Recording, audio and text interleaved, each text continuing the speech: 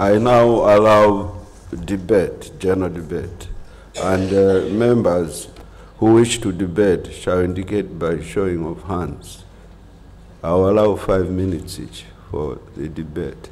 Let me start with Honorable Gonese from Zimbabwe, Mauritius, South Africa, in that order.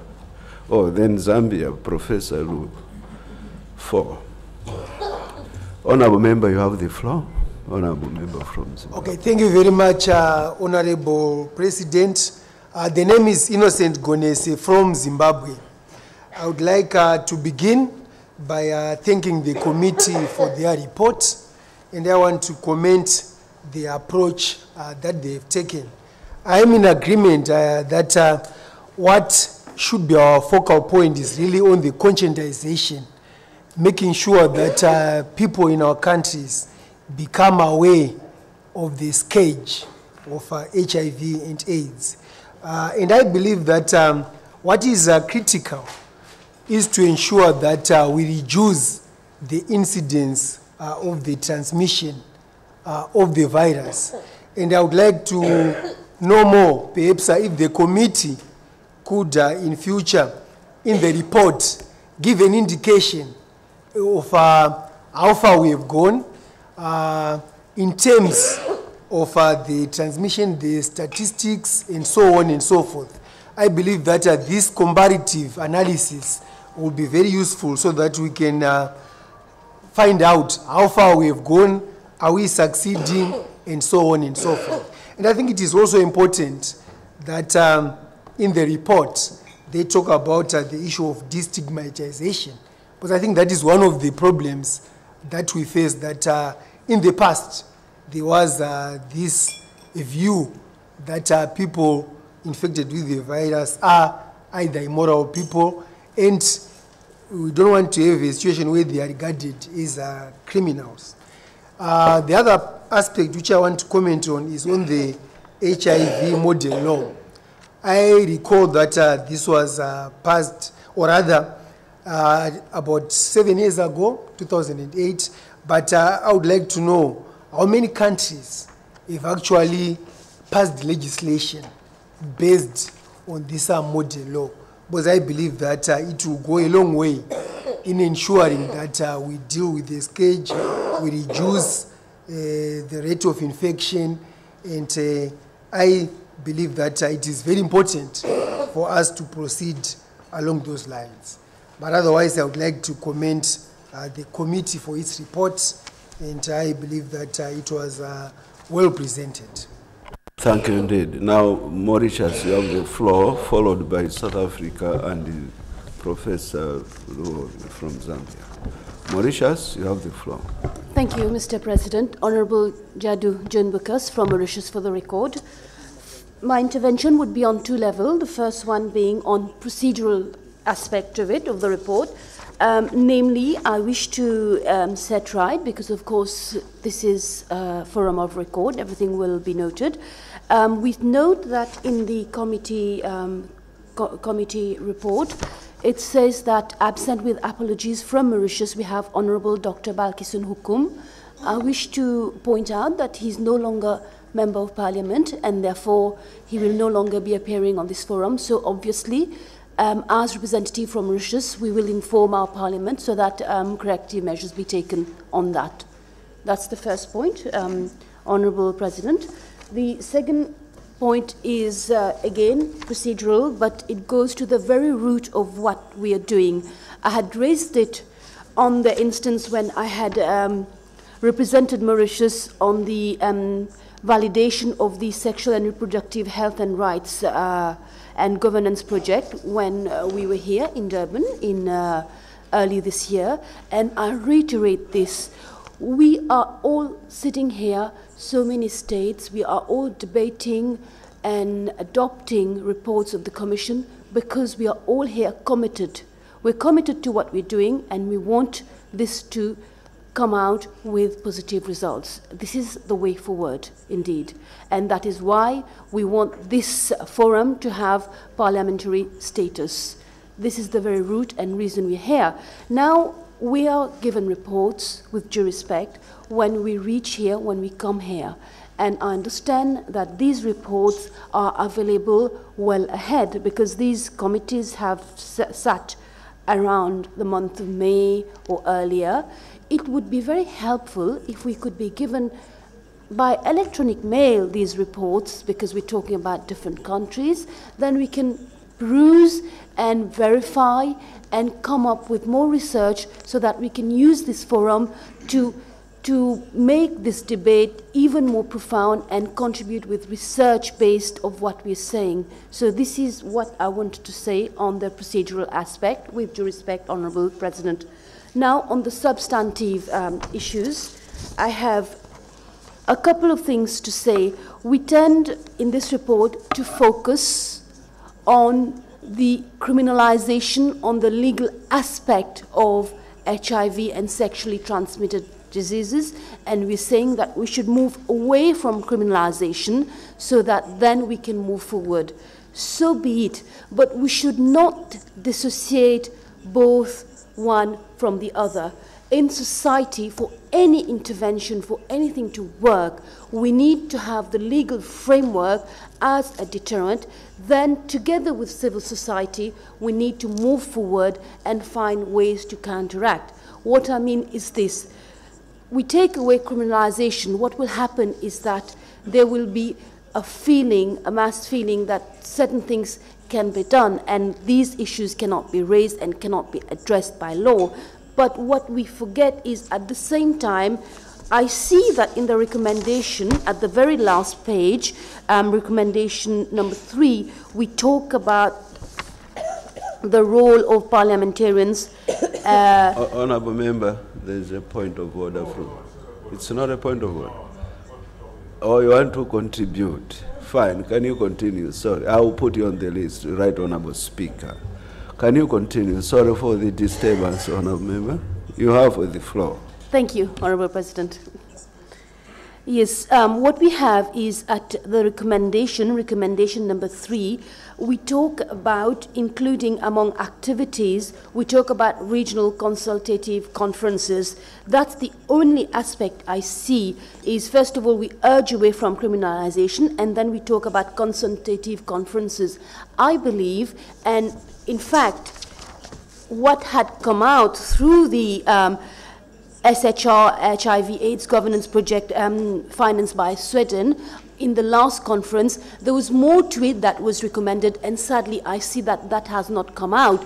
And it's about education about sexually transmissible diseases, education about situation and prevention, and this starts from school. This is not reflected in this committee report, and this goes to the very root, because the child of today will become the future of tomorrow, and we need to inculcate in the child of today what the child should or should not do, especially when we talk about such life-taking diseases, such kind of diseases that are so radical that it can transform the whole of our society and it can destroy societies in itself. And we as parliamentarians, we have the power, we have the legal clout required to go and take motions to make such things, for instance, maybe compulsory at primary school education level. Rather than tackling the problem after, we can tackle and deal with the problem before.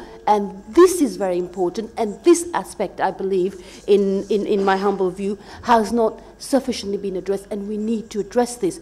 We are lawmaking bodies. We are the executive, and we the lawmaking bodies, rather. We can come with motions at Parliament. We can come with laws as legislators and make these things compulsory, be it at primary school level, be it at secondary school level, be it at tertiary school level, or be it in any groups that we want it to happen. So we should, in my humble submission, address this. That's the first point. The second point, and what I have to say about this, will apply to all that we've been doing so far and all that we will continue to be doing. We have talked, and I believe my good friend from Mauritius, Manish Gobin, had talked about the role of parliamentarians, but I would go slightly further. I would go further than that. We, as parliamentarians, we have the role to take forward what is being discussed and what is being resolved here and take it to the Mauritian Parliament.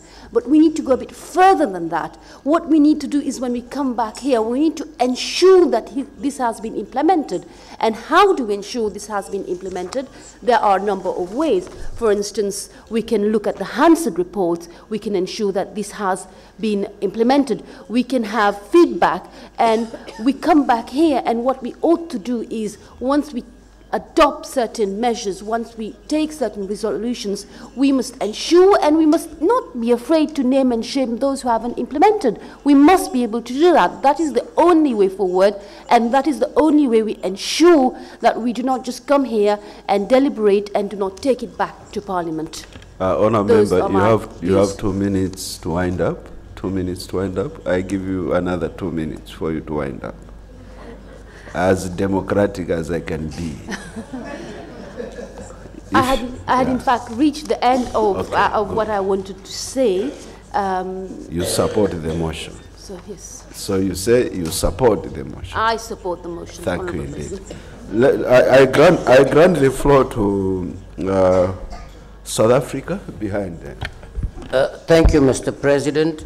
Let me start off, because I think may have to deviate and start from another angle. I think as a member of this committee, we are clearly not saying that HIV, willful or intentional transmission should not be a criminal offense. What we are saying in essence is, use your common law or criminal law in your country in order to prosecute. So in South Africa, in any democracy, it says the people shall govern. For the people to govern, it simply means we have to go out there and engage the people. And that's exactly what we have done. We've had the South African Law Commission, who did extensive research in the matter. And I think some members, would realize that at some stage, South Africa was of an opinion that it should be criminalized. But we went out there, and we've engaged with civil society, with NGOs, with people on the ground, from both sides. And after much deliberation, we came up with a view that it was counterproductive to make HIV, the willful and of HIV and AIDS, a criminal offense. But rather, and I'm going to give you one example in South Africa, we've had cases where we've prosecuted and one person actually got life sentence. It's not easy to actually prove who transmitted it. When was it transmitted? It's not easy. It's not easy to prove that you did it willfully, intentionally, even though you may have been HIV positive and you may not have informed your partner. So, the intention must be to actually maliciously harm somebody, and that is not the case in most instances. And we must also be mindful of one fact. HIV and AIDS is not necessarily transmitted through sexual activities. It could also be through blood transfusion and various other aspects. So I think we must be very, very careful about that. So that's where I wanted to start with. Mr. President, SADC is, I think, in my understanding, over 3 decades. And I know that year in and year out, we have these plenaries, we meet, we discuss. The sad thing that I find, Mr. President, is this: when we leave here as communities representing our countries. We forget that we are a united community in this particular region. Now, we have challenges in Africa, Mr. President, serious challenges, and I see a lot of the discussion seems to be based on the issue of health. And I think we are forgetting about the other challenges that we have in terms of the poverty, the drug abuse, the child marriages, youth development, the high unemployment rate, the domestic violence, especially against our women and children. Unless we take all these things and discuss it in totality, we are really not going to find solutions to the problems in Africa. Now, Mr. President, I must say this, that we have a serious challenge in terms of the child mortality rate. We have a very serious problem in terms of, if you look at the life expectancy of people in the African region at this point in time. Now, we actually in South Africa have made much progress, and I can tell you we've reduced the child mortality rate. We've reduced the mother-to-child transmission. Our life expectancy is increasing annually, and it's now gone to 62 years from 57. And that is because we've put a lot of measures in place. And my appeal will be, Mr. President, is this particular region. We should look at it, and like I said, a region of a united region so that we could address the challenges in this region together. In saying that, Mr. President, in terms of the HIV rate and the processes that we have put in place, the infection rate has now reduced by 30% in South Africa, by as much as 30%. So I think in that you could see, Mr. President, that with the research that we have done, the route that we have followed, we are actually gaining momentum, and we are actually succeeding in the battle against HIV and AIDS. I'm not saying that it is still not a serious challenge. It is by far still a serious challenge in Africa. But in order for us to actually alleviate HIV and AIDS in Southern Africa and other communicable diseases as well, I believe that we need to understand the challenges that are faced. Now, Mr. President, if you take HIV and AIDS, what would actually happen? There is a perception out there that it is the woman that generally transmit the HIV, and that is far from the truth. It is not the case. HIV and AIDS is transmitted, like I said, by various means, but it's men and women are equally responsible for it. What makes us believe that the woman must become the victim? What makes us believe that the woman must take total responsibility for what has happened, Mr. President?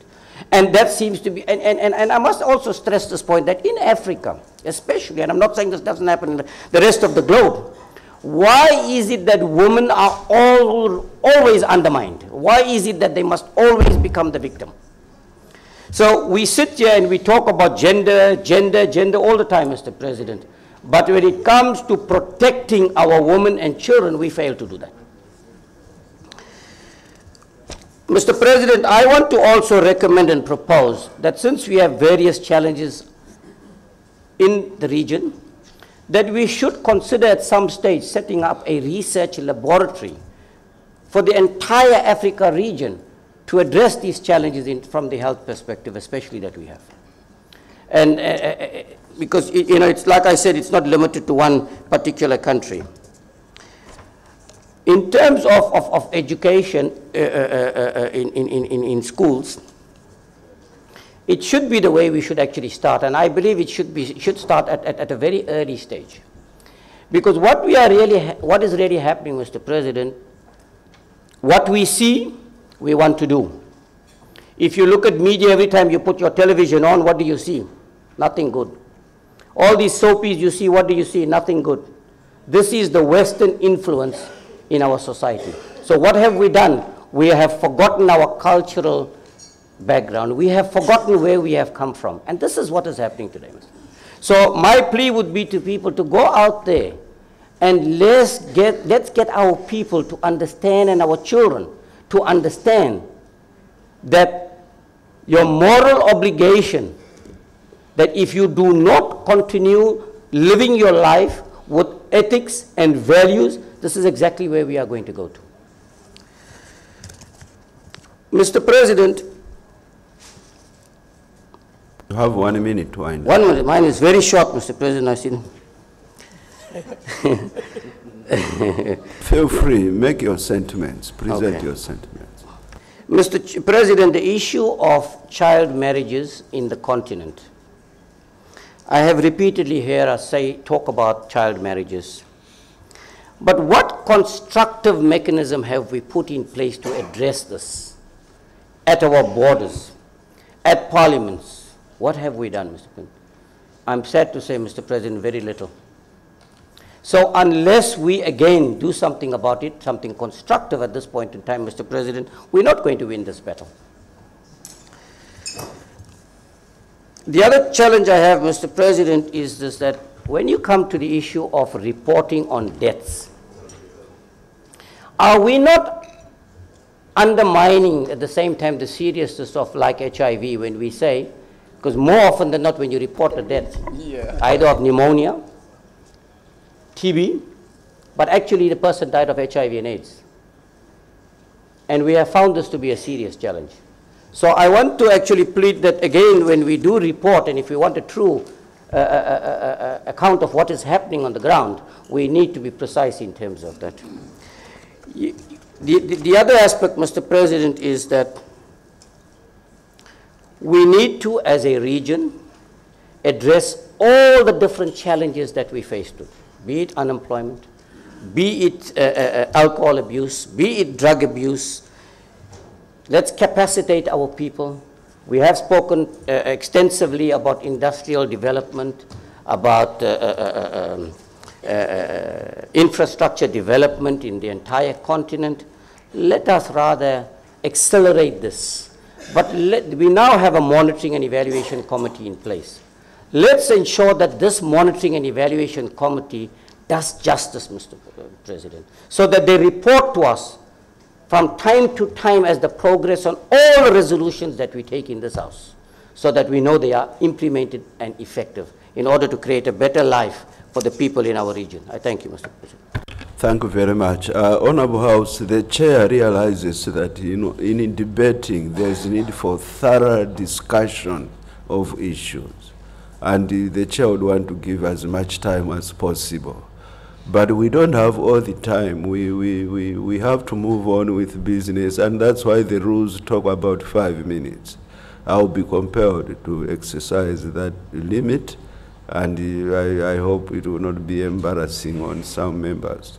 Let me allow Professor Lo, Minister of Gender and Child Development in Zambia. This is very important for us to know her portfolio, that she's a minister in the Zambian cabinet. You have the floor. Thank you very much, Mr. President. Mr. President, let me just start first of all by just making an intervention based on what has just been said, that the reason why in the hospitals they report that somebody has died from pneumonia or cryptococcal meningitis or whatever is because that's the way the medical fraternity in terms of their ethics is. You report what the person has died from. There are no people that die from HIV. What HIV simply does is to suppress the immune system. And because it suppresses the immune system, it makes them vulnerable to other conditions, and that's what they die from. So it will require a whole revolution to change the manner in which deaths are reported to be able to be in line with what the honorable member has just said. Now, having said that, I just want to go back to the report, which is a committee dealing with human and social development and special programs. And in this case, the program that was mentioned was the HIV, and in particular criminalization, but there was little reference made to SRH and also child marriage. However, these are not active issues that exist on their own. In fact, they are interrelated. And I would have wished that in looking at this report, these were looked at in the same manner. One of the reasons why we have a problem with HIV now is because in the early days of the fight against HIV, it was said that HIV was not a medical problem. But I think now there is a strong realization that HIV is a reproductive health issue, but it has social ramifications. And if you also interrogate child marriage, because the children are being exposed early to sex, and they are marrying older men, the chances of them getting infected with HIV are high, very high. So I think it is important that these are looked at together in order for us to come with meaningful recommendations. Now, I want to raise a couple of issues here. We are this year in September going to New York to review the MDGs. And what clearly has come out in all the discussions is that HIV as an infection is going to be dropped. So there will be no new resources coming to HIV. And the reason is very simple, that the highest infection rates are in Africa. And for SADC, we bear the highest brunt. Unlike other African countries on the continent, really as SADC, we should take this problem very, very seriously. And we need to look at criminalization. For me, is the least of the problems in HIV. The biggest problem is where are the resources for us going to come from to fight this epidemic, because our infection rates are still very high. Secondly, the other important issue that is important for us to start looking at is that there is evidence that there are certain interventions that work. For example, the prevention of mother-to-child transmission. How much can we as SADC put in place activities and programs around our countries that scale up these activities? Because this can be one entry point in which we actually reduce the infections on the continent.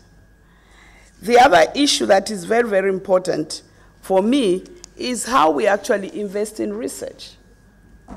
There is an initiative between the European countries and Africa. It's called EDCTP, European Developing Countries Clinical Trials Partnership, which releases a lot of funds to this continent for research on HIV, TB, and malaria, which are our biggest problems.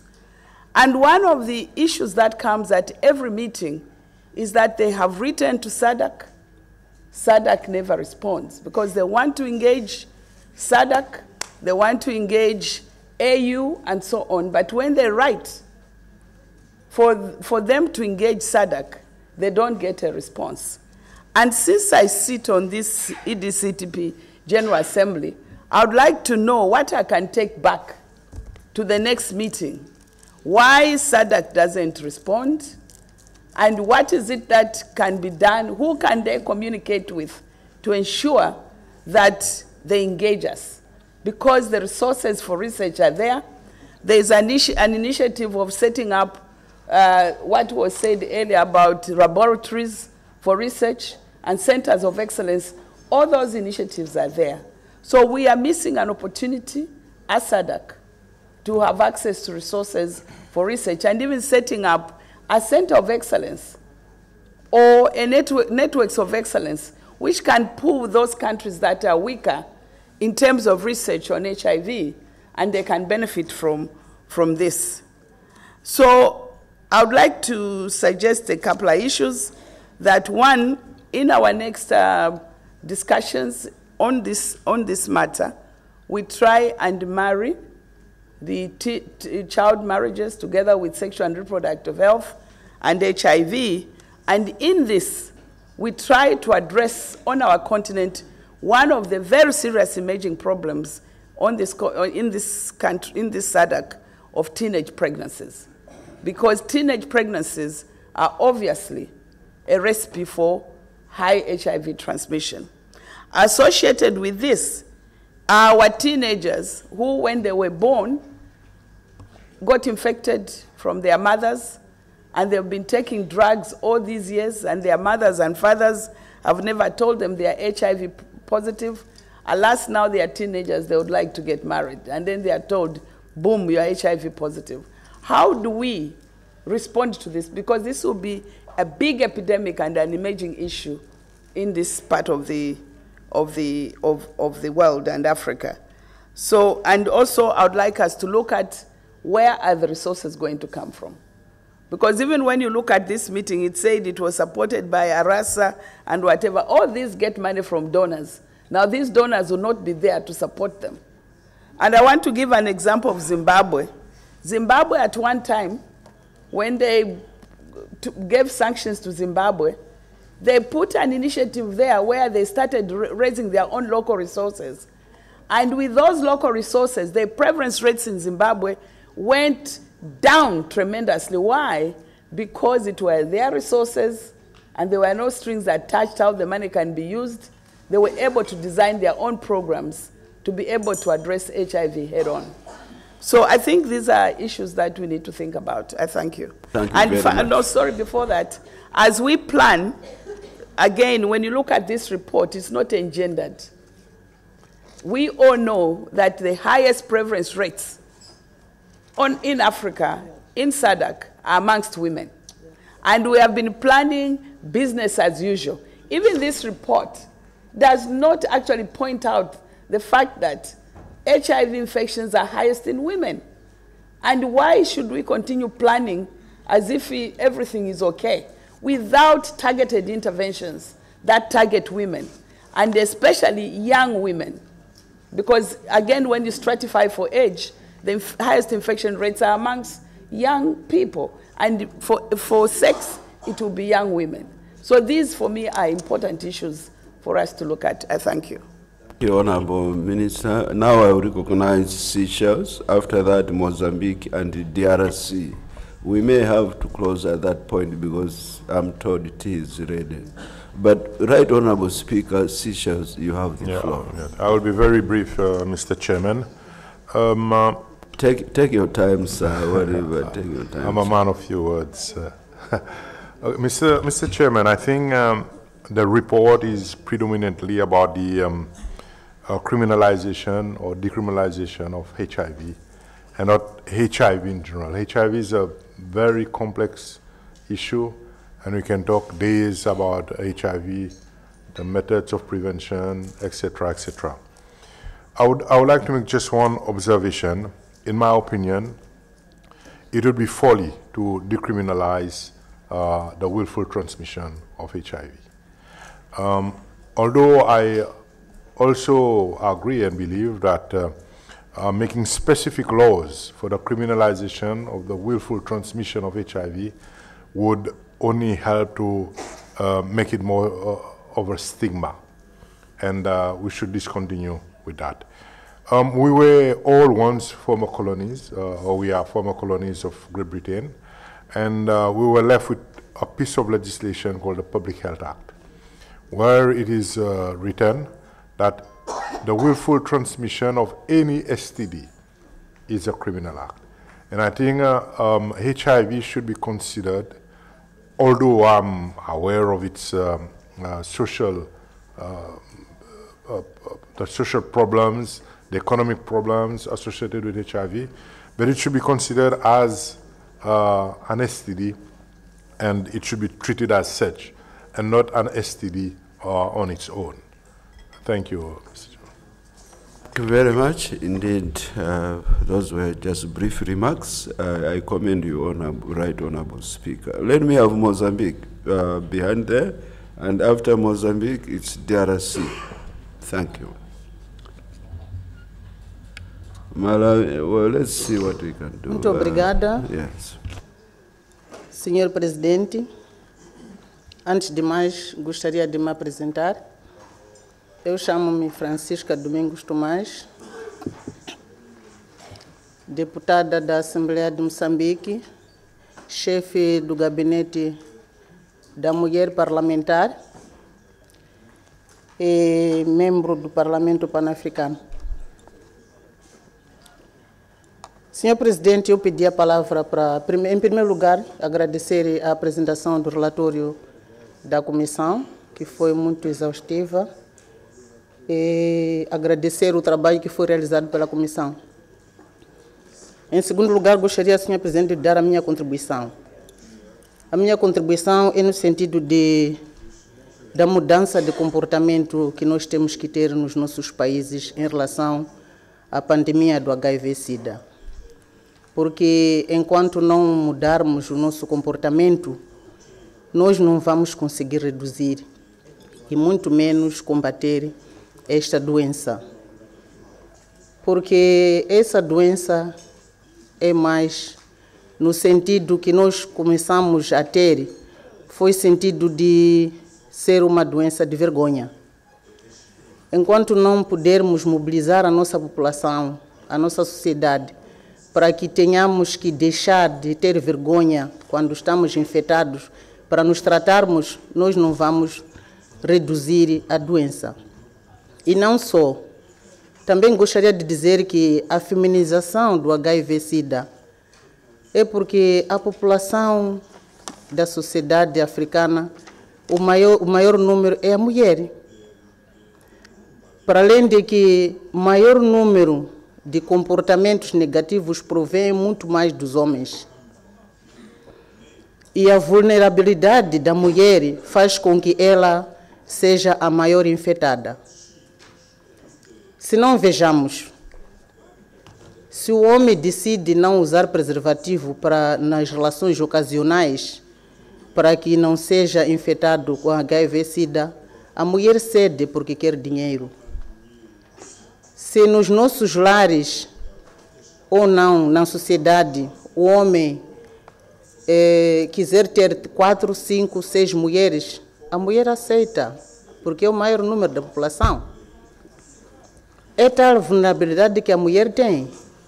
Mesmo assim, quando nós vamos ver que a violação sexual é mais na mulher, quem viola sexualmente na sociedade é o homem que viola as crianças, as mulheres. As mulheres são mais as que sofrem. E nessa violação sexual, quem é mais infectada é esta mulher. Por isso, nós não devemos ver isso só por uma questão muito leve. Nós temos que partir do princípio que a nossa tradição é que faz com que muitas vezes a mulher sofra. Não é o problema de privilegiar a mulher. É o problema de podermos sentir que esta mulher é vulnerável desde a própria educação tradicional. Nós não estamos a privilegiar a mulher, mas sim estamos a querer fazer com que esta mulher consiga sair desta educação tradicional que foi mais negativa para a mulher do que para o homem. Neste sentido, dissemos que a mais vulnerável camada social nos nossos países é a mulher. Quando vamos ver em termos de casamentos prematuros, quem mais sofre nos casamentos prematuros é a mulher. Nós nunca ouvimos que há um homem que casou prematuramente. Mas o que nós sentimos é que é a mulher que casa prematuramente. Então, este sentido de responsabilidade é esse que nós temos que ter quando estamos a fazer o debate dos assuntos como estes, porque não dignificam a nossa sociedade. Nós temos que fazer com que essas situações não tenham que prevaleçam na nossa sociedade. Para isso, gostaria, senhores parlamentares, senhores deputados, de apelar que temos que fazer muito trabalho nas escolas, de facto, da educação da rapariga, para que esta rapariga não venha a ser aquilo que nós somos hoje, para que esse rapaz não venha a ser aquilo que somos hoje, para que esse homem não venha a ser aquilo que somos hoje. Nós temos uma educação tradicional remota, que nos faz com que nós tenhamos esse sofrimento como mulheres. Daí a razão, senhores deputados, de perceberem por que há a feminização do HIV-Sida e por que a mulher é a mais afetada. E mesmo em termos de estigmatização, se formos a ver nos nossos lares, se é uma mulher que sofre desta pandemia do HIV-Sida, o homem foge rapidamente e vai ter com outra mulher e fica lá. O homem não tem a capacidade de cuidar dessa mulher até a sua morte. Mas o contrário das mulheres, sabendo que o marido tem HIV-Sida, a mulher consegue prevalecer no seu lar, consegue cuidar o segredo do marido, mesmo que ela não esteja infectada, trata o marido até a morte. Por que estamos admirados que as mulheres sejam mais infectadas? Muito obrigada, senhor presidente. Well, thank you so much. Yeah, indeed. In Malawi, there's a law prohibiting marriage below the age of 18, and it's for both boys and girls. In other words, there is early marriage in men as well. Let me recognize DRC Honorable Balamange. I think Honorable Balamange will have to close. We'll go for tea break. Then I'll recognize Malawi and the other members, Zimbabwe also, and so forth. But let's have DRC as of now, then we can go for break. Honorable, you have the floor. Merci, Honorable Président, pour la parole. Je voudrais d'abord joindre ma voix à celle de mes prédécesseurs qui ont félicité la Commission d'avoir débattu de cette question si cruciale pour notre société. De mon point de vue, Honorable Président, ces débats devaient nous conduire à 3 résolutions essentielles. La première, qui n'est pas dite de manière forte, c'est de dire oui, nous devons combattre le VIH-Sida en tant que région, tout le peuple de la SADC, par d'abord la prévention, concevoir des méthodes pour nous permettre de faire la prévention, informer, dissuader nos populations. Deuxièmement, nous devons nous engager comme nation de la SADC à disponibiliser des produits pour soigner nos malades dès qu'ils sont atteints. Et cela suppose que nous puissions adopter comme parlementaires du budget nécessaire pour notre pays, pour nos pays. Alors, mais troisièmement, et dans la dissuasion, de mon point de vue, je pense qu'il faut pénaliser la transmission du VIH-Sida. Ne pas les pénaliser, cette transmission, c'est encourager. Parce qu'en fait, la transmission volontaire est une infraction. Qu'est-ce que c'est qu'une infraction dans nos sociétés? Une définition empirique. C'est un acte. L'infraction, c'est un acte. Un comportement de tout individu qui cause préjudice à autrui et qui détruit l'harmonie de la société. Alors, il est inadmissible qu'un homme, une femme, se sachant porteur du VIH-Sida, de manière volontaire, contracte des relations sexuelles qui ont pour conséquence de transmettre le VIH-Sida, qui est une maladie qui cause préjudice à la santé de cette personne et qui détruit la société. Et qu'on dise, bon, cette femme ou cette personne, bien, on tolère. Non, ça ne va pas comme ça. Je le dis parce qu'il faut... si hier, nous étions, nous qui sommes ici et les dames qui sont ici, nous avions difficile à nous rencontrer lorsque vous devriez contracter le mariage ou avoir une femme, ou une femme devait avoir un homme, nous devrions nous transporter dans les maisons de nos fiancés et tout ça. Et aller rencontrer la fille chez elle. Mais aujourd'hui, non. Ces appareils que nous avons, les tablettes et tout ça, facilitent beaucoup de choses pour nos jeunes. Et de sorte que celui qui veut avoir ma fille, excusez-moi, n'a pas besoin de venir chez moi, là. Ils peuvent conclure tout au téléphone. Et c'est très compliqué, la société, elle avance. Et nous devons prévenir les choses. Monsieur le Président, moi je pense qu'il faut pénaliser. The chair disagrees with those sentiments. Monsieur le Président, we don't arrange marriages on a phone. We have to go to the uncle, to everybody, and tie a knot. That's the marriage we know. But can you continue, honorable member? Oui, Monsieur le Président, vous et moi appartenons à la société qui est en train de passer, qui faisait que les choses se faisaient correctement et tout ça. Mais aujourd'hui, nos jeunes gens ont d'autres méthodes pour se rencontrer. Alors, il en est de même d'un médecin ou un infirmier qui ne prend pas beaucoup de précautions pour transmettre le sang de quelqu'un qui est infecté. Donc, je pense que si on ne pénalise pas, on encourage. Il faut aller de l'avant, il faut prévenir. Bien entendu, nous pourrions prendre des lois si nous sommes d'accord, et les juges et les magistrats pourront faire leur affaire, donc rechercher les preuves. Je sais que dans certains cas, il est difficile de prouver qu'il y a eu transmission, quand et comment et où. Évidemment, c'est difficile. Mais il faut, je pense, de mon point de vue, pénaliser, parce que chez nous, en RDC, on a déjà pris la loi sur la pénalisation du VIH-Sida. Nous l'avons déjà prise. Nous avons pris la loi sur la protection de la femme, de la jeune fille et des enfants en général. Nous avons pris, voté les lois sur le viol et tout ça, parce que chez nous, c'était monnaie courante. Mais depuis que ces lois ont été adoptées, nos comportements commencent à changer.